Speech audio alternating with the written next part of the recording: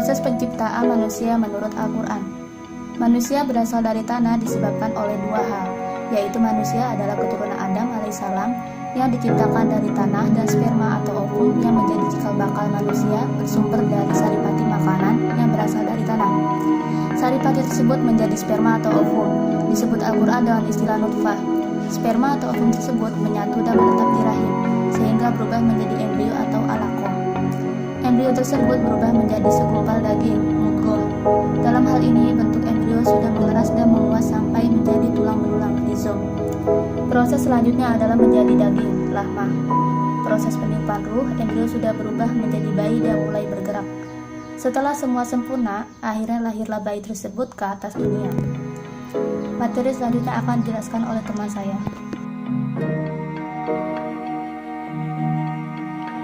Hal-hal yang melekat pada manusia sejak lahir. 1. Akal dan nafsunya. Terdapat dalam Quran surat Asy-Syams ayat 7-8. Kedua, ada pendorong dua hal tersebut, malaikat dan setan. Contoh sifat mahmudah, sifat yang terpuji.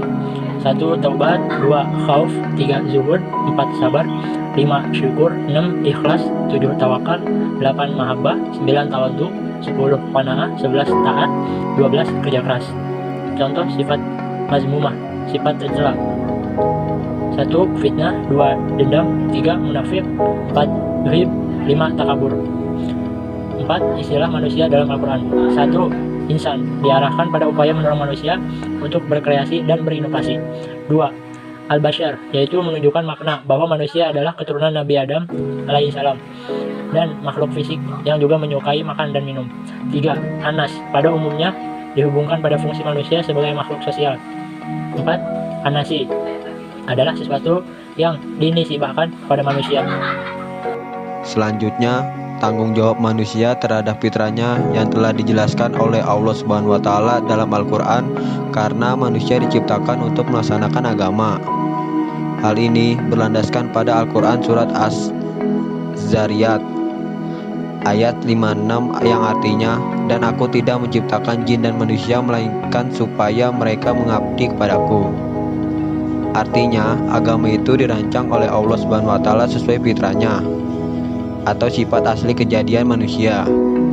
Dengan demikian, pada diri manusia sudah melekat satu potensi kebenaran. Jika potensi itu digunakan, ia akan senantiasa berada di jalan yang lurus. Ada dua kemungkinan yang ada pada manusia. Pertama, potensi ruhiyah, ialah potensi yang diletakkan pada hati nurani untuk membedakan dan memilih jalan yang hak dan yang batil. Potensi ini terdapat dalam Al-Quran dalam surat Asy-Syams ayat 7-8. Dan jiwa serta penyempurnaannya atau penciptaannya, maka Allah mengilhami kepada jiwa itu kefasikan dan ketakwaannya. Potensi yang kedua adalah potensi akliyah, merupakan potensi yang dianugerahkan oleh Allah kepada manusia agar manusia dapat membedakan mana yang benar dan mana yang salah, mana yang bersih dan mana yang kotor. Faktor penyebab manusia berpaling dari fitrahnya adalah tidak mengingat perjanjiannya kepada Allah Subhanahu wa Ta'ala. Karena manusia sebelum lahir ke bumi ini pernah dimintai kesaksiannya atas wujud Allah Subhanahu wa Ta'ala, dan mereka menyaksikan dan mengenalnya dengan baik. Kemudian hak itu mereka bawa terus hingga lahir ke dunia.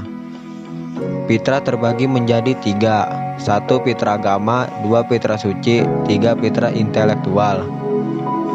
Faktor-faktor yang menyebabkan manusia berpaling dari fitrahnya. 1. Tidak ingat perjanjian dengan Allah Subhanahu wa Ta'ala. 2. Bermaksiat kepada Allah Subhanahu wa Ta'ala.